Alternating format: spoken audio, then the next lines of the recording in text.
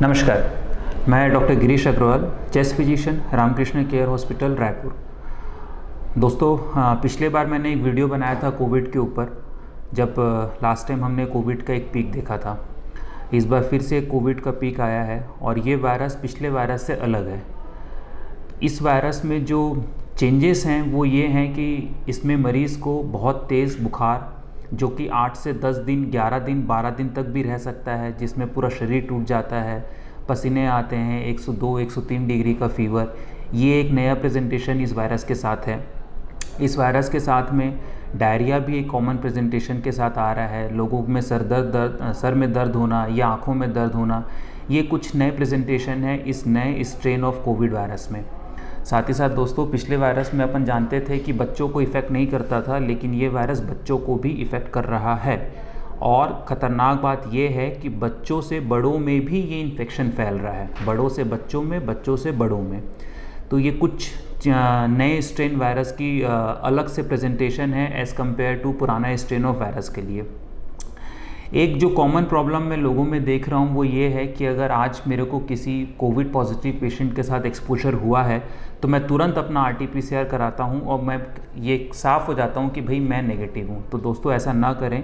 उसका कारण है कि आप जब कभी किसी मरीज़ के साथ संपर्क में आते हैं जिसका कोविड पॉजिटिव है, तो आपके शरीर में इन्फेक्शन आने में या रिपोर्ट को पॉजिटिव आने में कम से कम 5 से 7 दिन लगता है। वायरस का इंक्यूबेशन पीरियड, जिस दौरान वो आपके शरीर में पनपता है और आपको सिम्टम पैदा करे, वो 5 से 7 दिन का है। तो अगर आपने पहले दिन ही टेस्ट करा लिया तो जाहिर की बात है कि वो नेगेटिव ही आएगा। आप नेगेटिव रिपोर्ट के साथ आश्वस्त मत होइए कि ये मेरा नेगेटिव है इसलिए मुझे कुछ भी नहीं होगा। उसके बाद क्या होता है, आपने रिपोर्ट करा ली नेगेटिव, तीसरे दिन चौथे दिन आपको फीवर आया तो सबसे पहले आप पहुंचते हैं CT स्कैन कराने। और CT स्कैन इतना जल्दी कराएंगे तो उसमें भी कुछ नहीं आएगा, CT स्कैन नॉर्मल, और वहाँ पे आप सब कंफ्यूज हो जाते हैं, भ्रमित हो जाते हैं।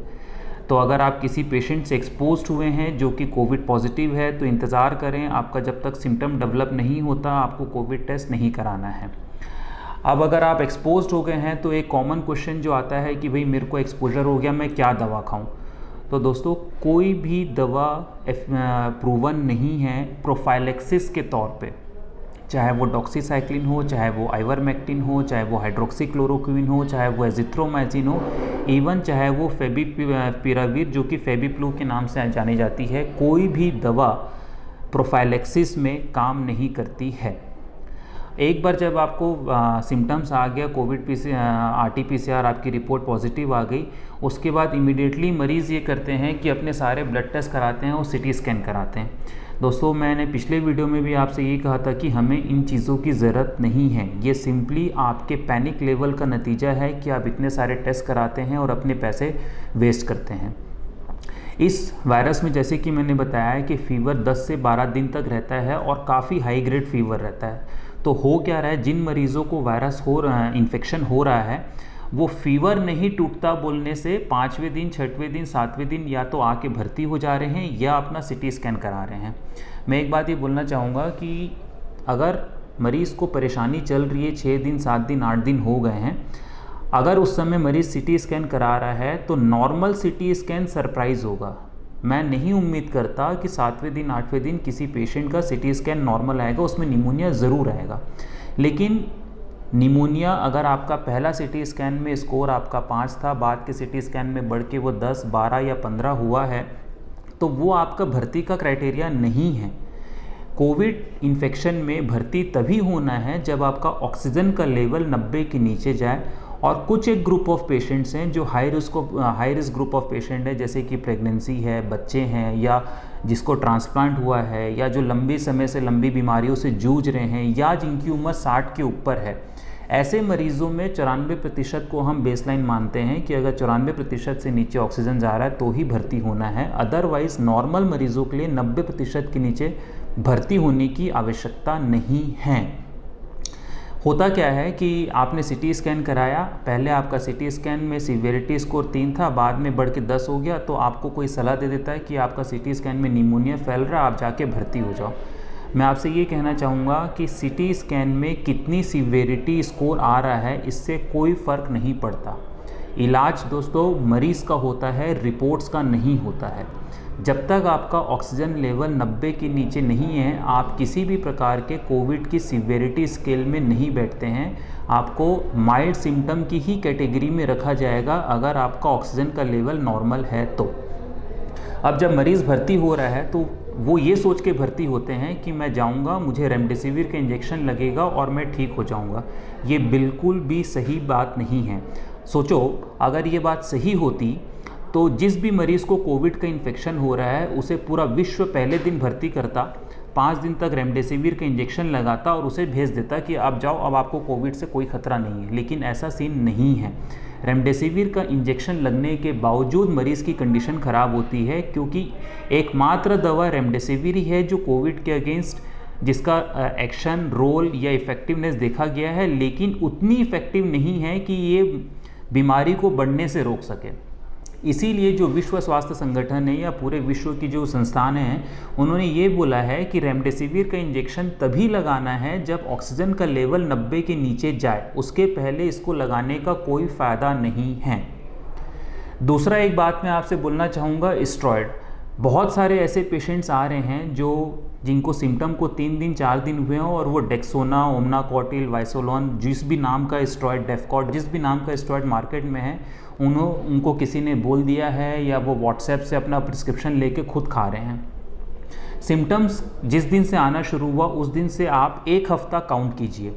उस पहले हफ्ते में आपको स्टेरॉयड नहीं खाना है। अगर आप उस पहले हफ्ते में स्टेरॉयड खाते हैं तो वो आपके शरीर में वायरस के लिए एक फर्टाइल ग्राउंड बनाता है और वायरस और जल्दी तेज़ी से उसमें पैदा होने लगता है।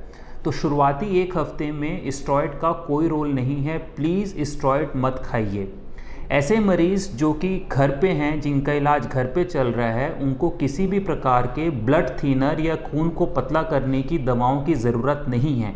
लेकिन हाँ, जो भी मरीज़ पहले से स्टेरॉयड खा रहे हैं या जो भी मरीज़ पहले से खून पतला करने की दवा ले रहे हैं, वो उन्हें लगातार जारी रखेंगे, वो बंद नहीं करेंगे।